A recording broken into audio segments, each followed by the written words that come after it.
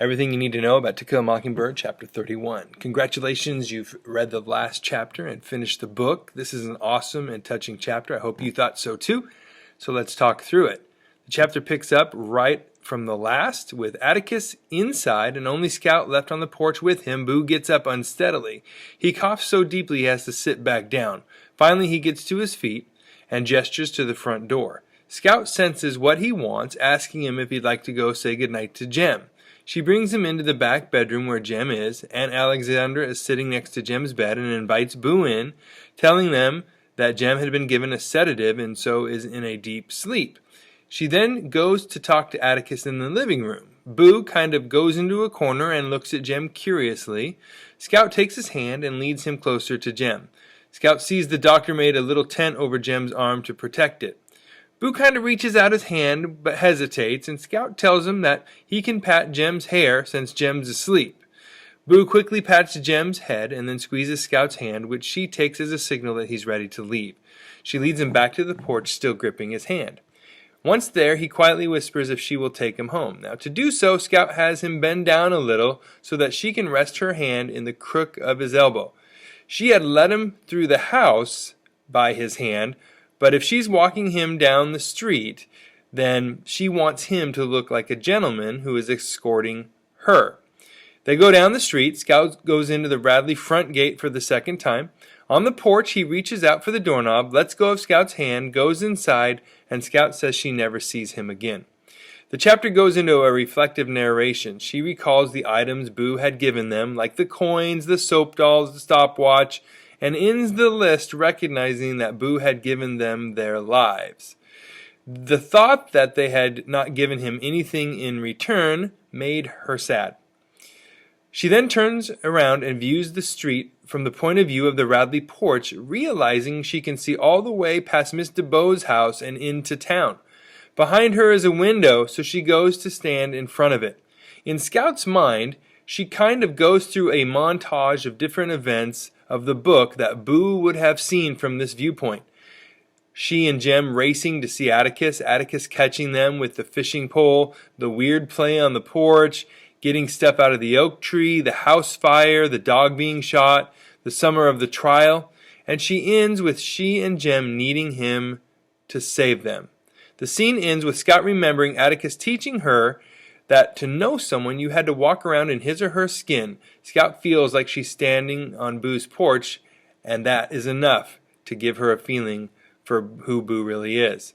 Scout walks home and sees that her aunt has gone to bed and that Atticus is in Jem's room reading a book. Jem is asleep, and Atticus tells her he's going to sit with him for a while and that she can go to bed. Scout wants to stay with her dad and see that he's reading The Gray Ghost, so she asks him to read it to her, that it's scary. Atticus tells her that she's had enough scaring for the night, but Scout tells him she wasn't scared really until she started retelling what had happened to the sheriff. So Atticus starts reading to her The Gray Ghost as she drifts in and out of sleep.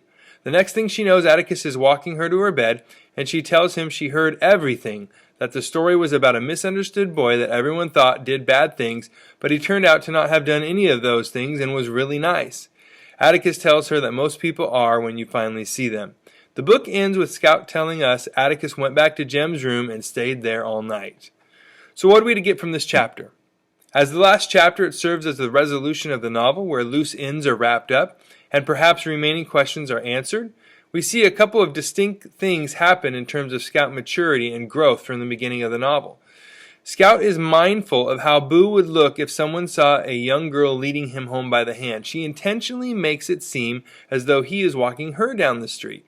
It's a small gesture that shows that Scout is thinking beyond herself, acting for the reputation of somebody else. Then on the porch we see her for the second time taking one of Atticus's teachings to heart and applying that lesson to her present circumstances. In the last chapter, we saw her make the connection between Boo Radley and a mockingbird. Now we see her using Atticus's lesson from the beginning of the book when she was struggling with her teacher, Miss Caroline. Atticus had told her that to understand someone, you basically had to put yourself in their place and see things from their perspective. She does this for Boo Radley and comes to understand how he saw them and their lives from his living room and felt connected to them, and why he would come to their rescue. It's really a sweet and touching narrative, and I'll confess, every time I read it, I get a little choked up, no matter how many times I see it. The book ends with the family together in Jem's room with one final symbol of the gray ghost. The way Scout tells the story, we see the gray ghost sounds very much like Boo Radley, and we see that despite all the rumors and town superstitions, Boo Radley was actually quite nice. The close of the book is a touching picture of Atticus as a father, staying by his son's side all night long so that he's there if Jem ever wakes up. I've been teaching this book for over 20 years. It's truly one of the great pieces of American literature, as it doesn't sugarcoat some of the ugly realities of American culture and history, but provides some hope for justice and the importance of standing up and fighting for things that matter. Look for the overview of Part 2 for some bigger ideas about the second half of the novel, as well as essay help for thematic and character analysis essays coming up. All right. If you have any questions, you can put them in the comment box.